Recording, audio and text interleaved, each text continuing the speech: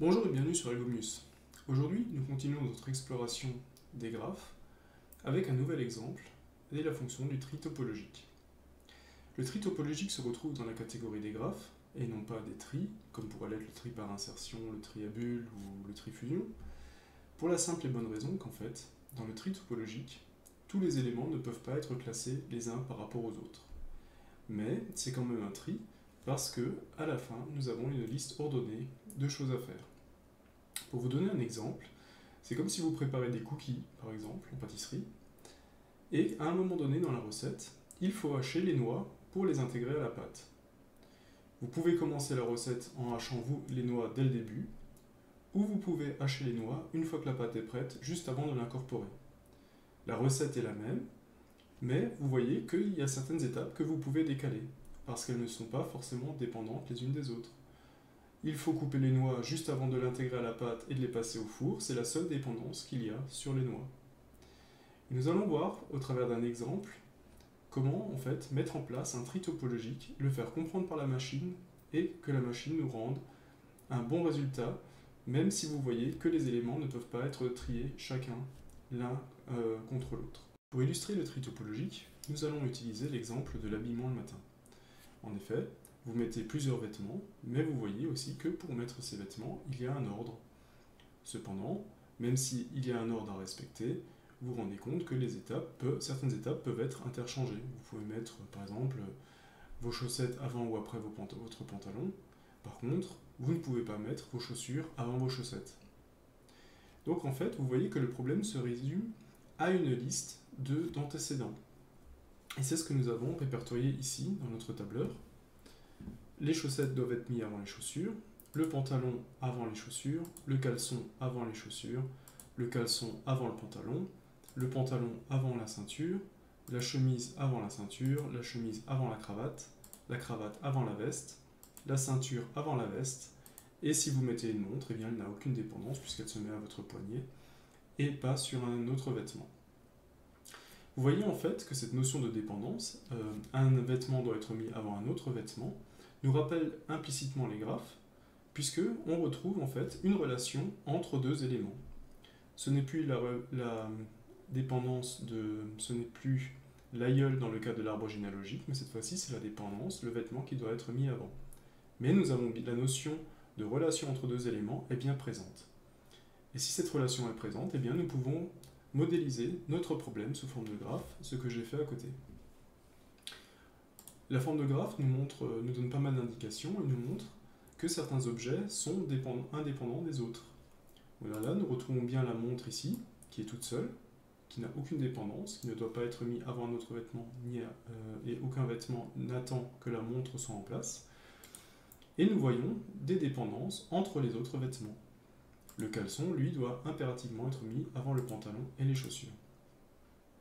Très bien, donc, si nous arrivons à modéliser ces données sous forme de graphe, eh bien, nous avons déjà su comment représenter un graphe en Python, soit sous liste d'adjacence, soit en matrice d'adjacence. Et en fait, nous avons déjà notre structure en place. Il ne reste plus qu'à trouver une méthode pour pouvoir mettre en place le tri topologique et avoir le résultat que nous escomptons. Lorsque je vous avais parlé des deux parcours de base des graphes, le parcours en largeur et le parcours en profondeur, je vous avais dit que ces deux algorithmes étaient très importants puisqu'ils pouvaient être modifiés pour résoudre un grand nombre de problèmes suivant le graphe que l'on avait en entrée.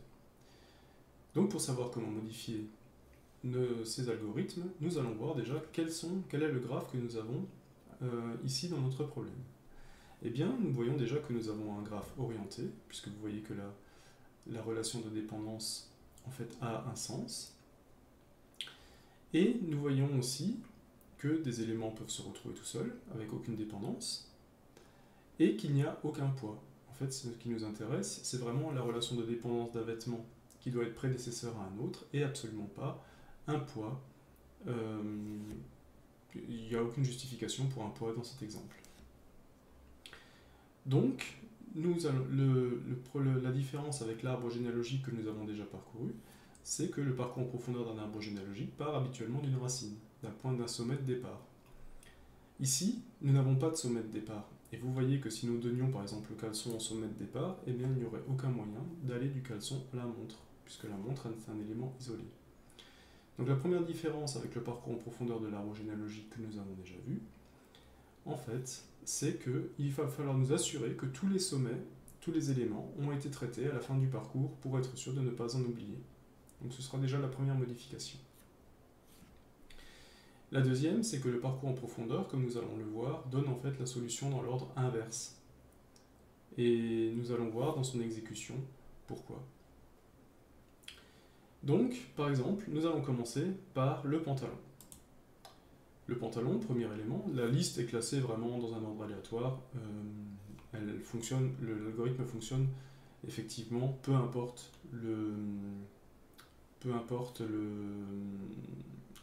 la répartition de la liste. Donc le pantalon n'a pas été vu, sinon j'aurais mis déjà quelque chose dans la case. Donc maintenant, je m'en occupe, donc il est déjà vu. Est-ce que je peux traiter mon pantalon? Eh bien non, puisque vous voyez que le pantalon a une relation avec la ceinture et que la ceinture n'est pas encore traitée. Donc j'utilise mon parcours en profondeur pour traiter la ceinture. Je suis sur ma ceinture, est-ce que je peux la traiter? Eh bien nous voyons que non, puisque la ceinture a une relation de dépendance sur la veste et la veste n'est pas encore traitée. Okay. Donc mon algorithme en profondeur descend à la veste. Cette fois-ci, je suis au niveau de la veste. La veste n'a aucune relation de dépendance et donc je peux traiter la veste et lui affecter la position 1. Je vous rappelle que l'algorithme du tri topologique avec le parcours en profondeur donne la liste dans l'ordre inverse, c'est-à-dire que la veste sera vraisemblablement le dernier élément que nous mettrons. Bien, continuons. J'ai traité ma veste, je peux donc remonter sur ma ceinture. Ma ceinture n'avait qu'une dépendance, donc je vais la noter comme ça, on verra la progression. Donc ma veste est traitée. Ma ceinture, cette fois-ci, n'a qu'une relation de dépendance sur ma veste, donc je peux la traiter aussi et lui affecter la position 2. J'ai traité ma ceinture, très bien, et je remonte à mon pantalon. Mon pantalon n'a qu'une relation de dépendance sur ma ceinture, et il en a aussi une sur les chaussures, il ne faut pas oublier. Ouais, celle-là elle est un petit peu traître parce que la flèche est horizontale, mais il a une relation aussi sur les chaussures. Donc, je ne peux pas encore traiter mon pantalon, mais le tri en profondeur maintenant va s'intéresser aux chaussures. Donc, je traite mes chaussures. Est-ce que j'ai une relation de dépendance sur les chaussures? Non. Donc, je peux les traiter directement et leur affecter la position 3. Et j'ai traité mes chaussures. Je remonte à mon pantalon, cette fois-ci, qui voit la ceinture et les chaussures traitées. Il n'a donc plus de relation de dépendance. Et donc, je peux enfin mettre mon pantalon. Voilà. Très bien. Donc, mon pantalon est traité. Donc je passe à la ligne suivante, qui n'a pas encore été traitée, et il s'agit de ma chemise.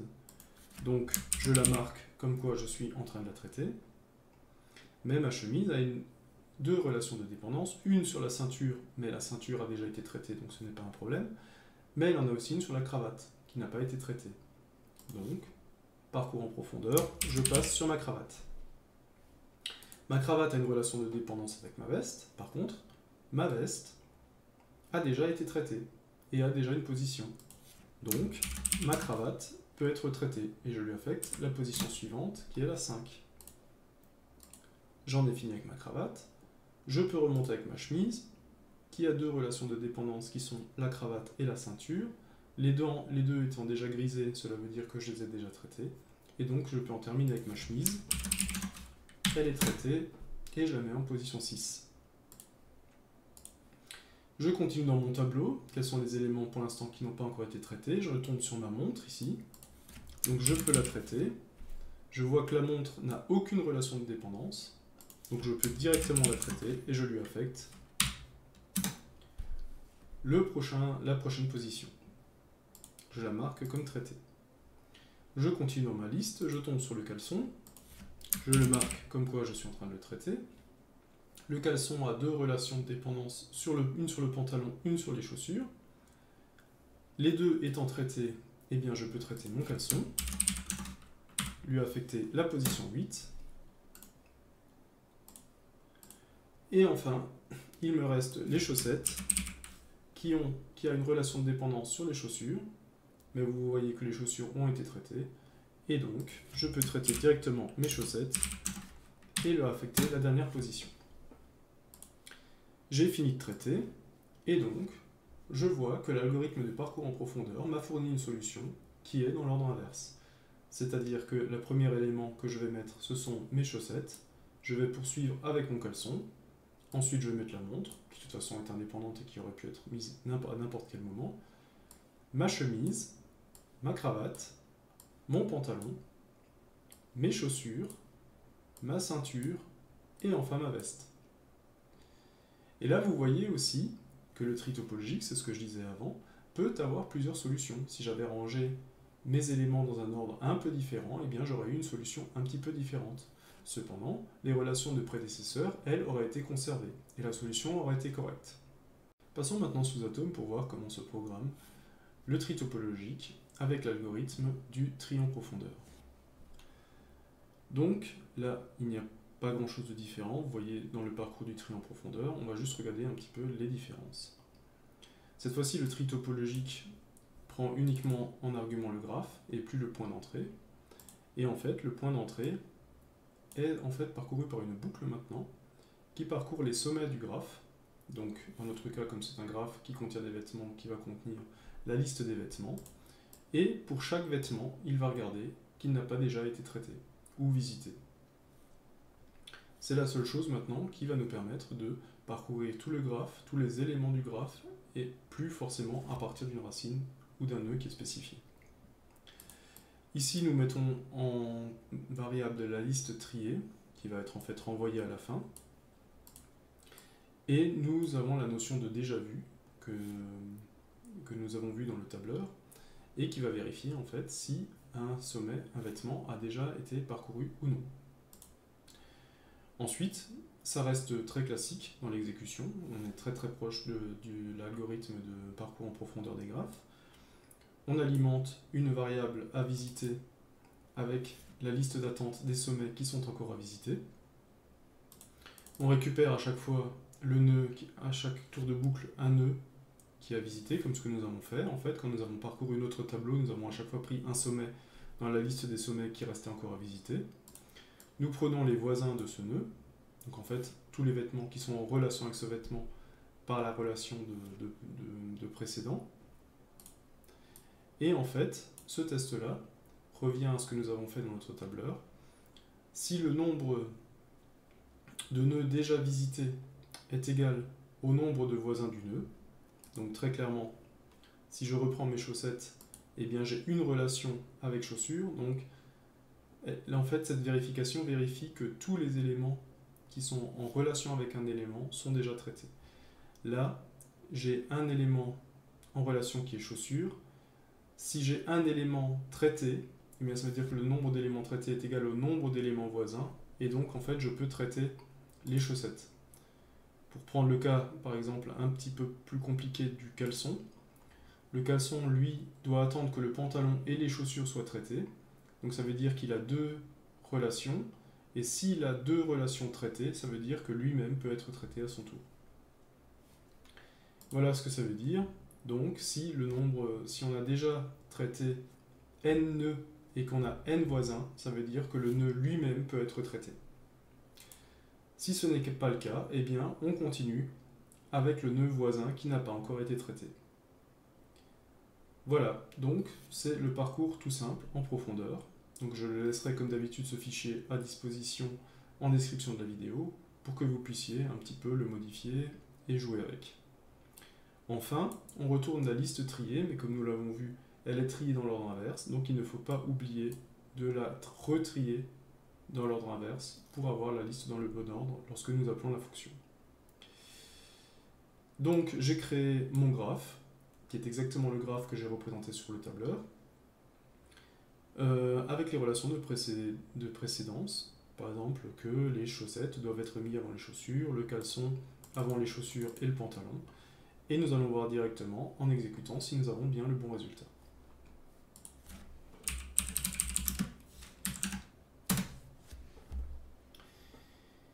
Voilà, donc nous avons un tri topologique en profondeur qui nous propose de mettre notre chemise, notre cravate, notre montre, notre caleçon, notre pantalon, notre ceinture, notre veste, nos chaussettes et nos chaussures. Donc vous voyez encore une fois que l'ordre que nous avons trouvé ici n'est pas exactement le même que celui que nous avions trouvé dans le tableur. Et cela vient du fait que les sommets ne sont pas ordonnés de la même façon dans mon exemple que dans mon exemple Python que dans mon tableur. Mais en fait, ce n'est pas grave, puisque même l'ordre, si les deux ordres sont différents, en fait, du point de vue du tri topologique, les deux sont corrects. Si nous pouvons critiquer un peu cette approche du tri en profondeur, nous voyons que c'est un tri qui reste quand même très très compliqué et qui en plus nous génère une solution à l'envers. C'est-à-dire que quand nous arrivons à la fin, il va falloir parcourir une fois de plus notre liste pour retourner les éléments dans le bon sens. Nous allons voir par la suite qu'il y a peut-être une solution un petit peu plus simple pour notre problème. Pour simplifier un peu le problème du tri topologique, essayons de comprendre un petit peu comment cela fonctionne. En fait, vous avez des vêtements que vous devez mettre avant d'autres. Parfois, le vêtement peut être mis directement, ça veut dire qu'il n'a aucune dépendance, aucun vêtement ne doit forcément être mis avant lui. Et donc en fait, ce qu'il suffirait de savoir, c'est combien de vêtements doivent être mis avant le vêtement que nous essayons de mettre. Vous vous rendrez compte qu'il y a une liste de vêtements qui ne demandent aucun prérequis et qui peuvent être mis immédiatement. Et les autres seront bloqués par des vêtements qui ne sont pas encore mis. Partons de cette idée et essayons de lister les dépendances, le nombre de dépendances qu'il peut y avoir pour chaque vêtement. J'ai repris ma liste ici dans mon tableur et nous allons voir la liste des dépendances. Donc le pantalon, par exemple, lui, combien d'objets dépendent du pantalon? Eh bien nous voyons que le pantalon dépend uniquement du caleçon. Donc le pantalon a une dépendance de 1. Le cas de la chemise ne dépend de rien. On peut directement mettre une chemise, donc il a 0 de dépendance. La cravate, elle, a une dépendance sur la chemise. Donc, une dépendance. La ceinture, elle, a une dépendance à la fois sur le pantalon et la chemise. Donc, donc ça fait 2 éléments. La veste, elle, a une dépendance à la fois sur la cravate et la ceinture. Donc cela fait 2. La montre n'a aucune dépendance. Le caleçon n'a aucune dépendance. Les chaussettes n'ont aucune dépendance. Et les chaussures ont 3 dépendances. Voilà. Donc, si nous voulons vérifier que toutes les dépendances sont bien dans le tableau, il suffit de compter le nombre de dépendances. 1, 2, 3, 4, 5, 6, 7, 8, 9. Donc nous avons 9 dépendances. Donc dans notre tableau, nous devons avoir une somme de 9 également, et c'est bien le cas. Très bien. Donc à partir du moment où nous avons le nombre de dépendances, eh bien, le problème est très très simple, puisque tous les vêtements qui n'ont aucune dépendance peuvent être mis directement. Donc la chemise a une dépendance de 0, et peut être le premier élément que je mets. Une fois que ma chemise est mise, ici, vous voyez que la chemise avait une dépendance sur la cravate et la chemise avait une dépendance sur la ceinture. Donc il faut que j'enlève une dépendance à la cravate, qui se retrouve à 0, et une sur la ceinture, qui se retrouve à 1. Donc je peux continuer mon parcours, la cravate est tombée à 0, donc je peux la mettre en deuxième position. Si je mets la cravate, donc je vais aussi les remettre comme ça. J'ai mis ma chemise, j'ai mis ma cravate. Si j'ai mis ma cravate, eh bien la veste aura une dépendance en moins, puisque j'ai déjà mis ma cravate. Donc elle tombe à 1. Je continue mon parcours, parmi les vêtements qui sont déjà à 0, je retrouve la montre. Je peux mettre la montre en position 3, mais la montre ne m'enlève aucune dépendance, puisque la montre est vraiment à part. Ok. Cette fois-ci, j'ai le caleçon qui est au niveau 0, donc le caleçon, je peux le mettre en position 4, je traite mon caleçon, et je m'aperçois que le caleçon a une relation sur les chaussures, qui tombe à 2, une relation sur le pantalon, qui tombe à 0, Et je peux continuer ainsi de suite mon parcours sur mon tableau. Les chaussettes sont à 0, elles peuvent prendre le 5e élément. Les chaussettes, je les ai traitées, donc la relation sur les chaussures n'existe plus. Donc je passe à 1 pour les chaussures. Le pantalon est tombé à 0, donc je peux le mettre en 6e position. Si je traite mon pantalon, je m'aperçois que j'ai la relation avec les chaussures qui perd 1, et j'ai ma relation avec la ceinture qui perd 1 aussi. Et donc, si je continue mon parcours, j'ai maintenant la ceinture qui est tombée à 0, donc ça devient mon 7e élément. Si la ceinture est tombée à 0 et qu'elle a été traitée, ça veut dire que ma relation avec la veste n'existe plus, donc la veste, elle aussi, prend 1 de moins. Elle devient mon 8e élément, et les chaussures qui sont à 0 deviennent mon 9e élément. Et donc la solution que nous avons, eh bien, nous commençons par mettre la chemise, puis la cravate, puis la montre, le caleçon, les chaussettes, le pantalon, la ceinture, la veste et les chaussures. Une fois de plus, nous respectons toutes les contraintes de notre problème. Et vous voyez que là, nous avons un cas bien plus simple et bien plus adapté au problème que nous avons, à savoir le tri topologique. Nous allons voir maintenant comment résoudre ça directement sous Atom. Pour le tri topologique classique, j'utilise la même structure que nous avons vue dans le numéro 1. Une liste d'adjacences sous forme de dictionnaire qui reprend pour chaque élément la liste des dépendances pour chaque vêtement. Encore une fois, pour le tri topologique, comme pour le tri topologique par parcours en profondeur, j'ai un seul argument qui est le graphe. Je ne pars plus d'un sommet puisque le but de l'opération est vraiment de traiter tous les sommets. Je commence par initialiser le nombre de dépendances par sommet. Donc cette petite ligne me crée en fait un dictionnaire qui va reprendre la liste de tous les sommets, donc ici de tous mes vêtements, et de leur affecter la valeur 0. Ensuite, je vais parcourir la liste de toutes les dépendances, et pour chaque élément qui se trouve dans les dépendances, ça veut dire que cet élément dépend de quelque chose, et je vais augmenter de 1 le nombre de dépendances. C'est exactement ce que nous avons fait sur le tableau au départ. Nous avons mis de combien d'éléments dépend chaque vêtement. Ok. Et donc, j'initialise ici une variable que j'ai appelée sans dépendance, qui va reprendre tous les nœuds qui n'ont aucune dépendance. Donc, c'est-à-dire qui, après cette boucle-là, ont une valeur à 0 dans mon dictionnaire du nombre de dépendances. C'est en fait tous les vêtements qui n'ont besoin d'aucun autre vêtement pour pouvoir être mis. Ici, j'initialise ma liste triée que je vais retourner. Cette fois-ci, ma liste triée est déjà dans le bon ordre, comme nous l'avons vu avec l'exécution de l'algorithme. Et donc, ce que nous faisons, c'est que tant que j'ai des vêtements qui n'ont aucune dépendance, eh bien, je les récupère en tant que nœuds, je les rajoute dans la liste triée, je peux les rajouter directement dans ma liste triée, puisque ce sont les vêtements qui n'ont aucune dépendance, donc ils peuvent être mis tout de suite. Et ensuite, je cherche les voisins de ces nœuds, donc les éléments qui ont une dépendance avec ces vêtements, et je leur enlève 1. C'est exactement ce que nous avons fait dans notre exemple. Nous avions, par exemple, si nous avons traité le caleçon, nous avons enlevé 1 au pantalon et aux chaussures pour leur dire qu'il y a une dépendance de moins.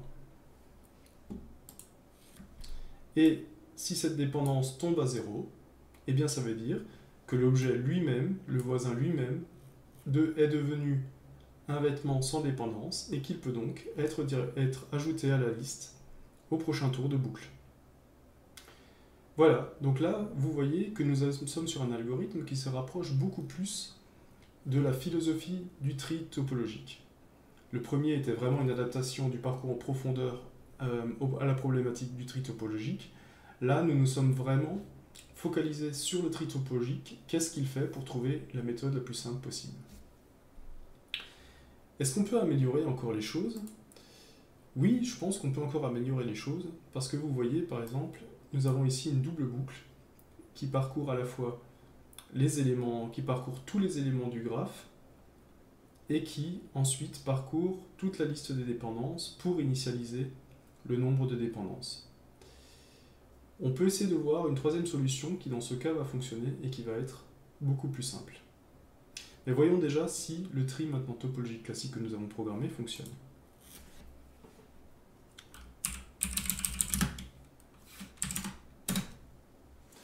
Ok, donc nous sommes bien sur le tri topologique classique qui nous propose la chemise, la cravate, la montre, le caleçon, le pantalon, ceinture, veste, chaussettes et chaussures. Nous pouvons le comparer au tri en profondeur que nous avons fait juste avant et nous voyons que nous avons chemise, cravate, montre, caleçon, pantalon, ceinture, veste, chaussettes, chaussures. Donc les deux fonctions nous retournent le même résultat pour le tri topologique. Ok, comme je l'ai dit par avant, ce n'est pas toujours le cas, mais là effectivement, comme j'ai rentré les mêmes structures exactement avec les éléments dans le même ordre, on peut s'attendre effectivement à ce que la réponse soit exactement la même. Donc ce que j'aimerais vous parler encore ici, c'est que j'ai programmé une troisième fonction qui s'appelle le tri topologique inverse, où la seule chose que j'ai faite, c'est que j'ai inversé les arcs de mon graphique. C'est-à-dire, par exemple, ceci était le tri classique, le caleçon avait comme voisin le pantalon et les chaussures, par exemple, et le tri topologique inversé, j'ai juste inversé les arcs. Qu'est-ce que ça change? Eh bien, ça change que, par exemple, vous voyez que le pantalon a besoin du caleçon. Et en fait, cette fois-ci, c'est le pantalon qui est le sommet, et le caleçon devient son voisin.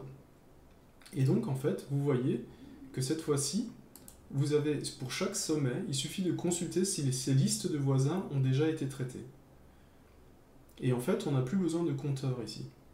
Si ces voisins ont été traités, c'est que, si par exemple, dans le cas de la ceinture, si la chemise et le pantalon sont traités, je sais que je peux traiter ma ceinture. Ici, la relation était dans l'autre sens. Le pantalon disait qu'il faut qu'il y ait un pantalon pour avoir une ceinture, mais en fait, vous vous rendez compte que pour pouvoir mettre le pantalon, vous étiez obligé de remonter jusqu'au caleçon pour faire une opération en plus. Là, on gagne en fait une opération. Le pantalon, lui, a directement un lien sur le caleçon, il voit si le caleçon est traité ou non. Et donc, voyons voir comment cela s'exécute en Python. Eh bien, vous voyez déjà que le tri topologique inversé prend beaucoup moins de lignes que le tri topologique classique. La différence se fait sur la structure de données. En fait, elle est exactement miroir par rapport à celle qui était avant. Pour l'expliquer rapidement, par exemple, avant on avait les chaussettes qui dépendaient des chaussures, et maintenant on a les chaussures qui dépendent des chaussettes. Du pantalon aussi et du caleçon, mais vous voyez que le graphe est exactement le miroir de l'autre. Nous avons affaire à un graphe orienté, et nous avons juste changé l'orientation des arêtes. Et qu'est-ce que cela apporte à notre problème? Eh bien regardez, nous avons déjà une fonction beaucoup plus courte. Ici, nous avions deux boucles for imbriquées, une while et un for imbriqué. Ici, nous nous limitons à une boucle while et une boucle for. Donc il y a déjà beaucoup moins de traitement. Alors que fait cette fonction? En fait, elle cherche dès le début tous les nœuds qui n'ont aucune dépendance, c'est-à-dire qui ont une liste vide, ceux à qui on a affecté une liste vide. Qu'est-ce que ça veut dire, les nœuds qui ont été affectés à une liste vide? Eh bien, ça veut dire qu'elles n'ont besoin d'aucun vêtement pour pouvoir être mis. Par exemple, les chaussettes peuvent être mis sans qu'il n'y ait rien avant. Le caleçon également. Donc, nous commençons déjà par fabriquer cette liste d'objets qui ne dépendent de rien. Le premier tour, nous aurons donc les chaussettes, le caleçon, la montre et la chemise. Nous utilisons donc une liste triée qui va être retournée à la fin. Et tant qu'il y a des éléments qui n'ont aucune dépendance, comme nous l'avons vu pour le tri topologique, nous récupérons le dernier élément, nous l'ajoutons à la liste triée, puisqu'il n'a aucune dépendance, il peut rejoindre la liste. Nous parcourons ensuite le graphe, et pour chaque nœud dans l'élément, nous enlevons l'élément que nous venons d'ajouter à la liste. Typiquement, ici, vous voyez que les chaussettes ont une liste vide. Nous ajoutons les chaussettes à la liste triée qui va être en sortie, et nous enlevons chaussettes en tant que prédécesseur dans toutes les listes où elle est présente. Donc nous allons l'enlever par exemple dans les prédécesseurs de chaussures. Et chaussures va continuer avec uniquement pantalon et caleçon en liste, dans sa liste. Donc elle ne sera plus tributaire que de 2 éléments. Ensuite, nous vérifions qu'il y a encore des éléments.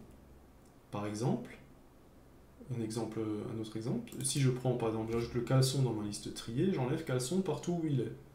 Mais si j'enlève caleçon dans la liste de prédécesseurs des pantalons, et bien pantalon se retrouve affecté d'une liste vide. Ça veut dire qu'il n'a plus de dépendance.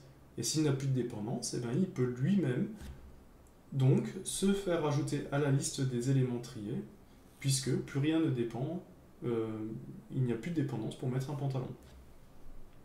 C'est ce que nous faisons ici. S'il n'y a plus d'éléments dans la liste, alors l'élément courant est devenu un élément sans dépendance et nous pouvons l'ajouter à la liste des sans dépendance.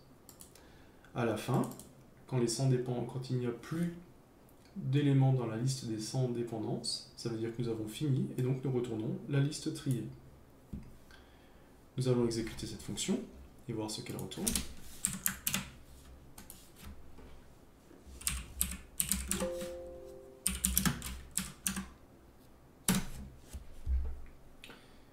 Voilà, cette fonction donne également une solution: chemise, cravate, montre, caleçon, pantalon, ceinture, veste, chaussettes, chaussures. Et vous voyez que si nous parcourons un petit peu les deux fonctions, la tri topologique est assez longue, la tri topologique classique est un petit peu plus courte, même si elle a énormément de boucles qui peuvent lui faire prendre du temps, et rien que le fait dans notre cas d'inverser les arêtes, en fait, a fait que nous pouvons simplifier énormément la fonction. Alors, ce n'est pas toujours possible, mais vous voyez en fait que plus nous en savons sur le graphe, plus nous savons comment il fonctionne, plus nous pouvons adapter notre programme et même la structure de données, puisque le plus souvent, le graphe qui est utilisé est rempli par le programmeur à partir d'une liste de contraintes qu'on lui fournit.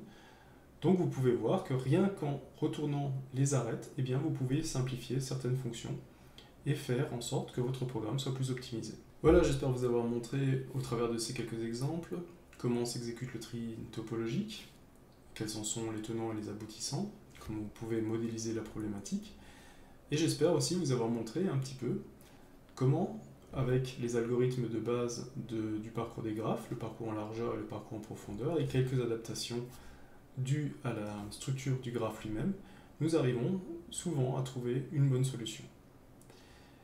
Là, nous avons vu aussi que l'algorithme en profondeur nous donnait par exemple la liste dans le désordre et était plutôt complexe.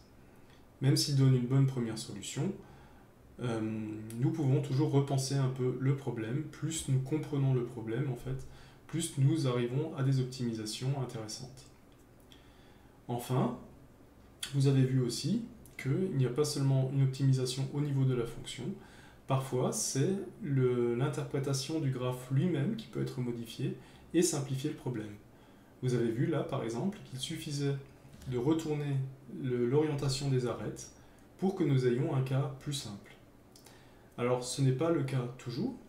Là, ça a été le cas parce que nous avons bien compris quel était notre problème et dans quelle direction aller pour retrouver notre solution. Mais plus vous avez d'informations sur le graphe et plus vous maîtrisez votre problème, eh bien, plus vous aurez d'idées en fait pour progresser, pour optimiser votre fonction et ne pas faire des choses inutiles dedans. Voilà, donc nous continuons tout doucement notre exploration des algorithmes de graphes.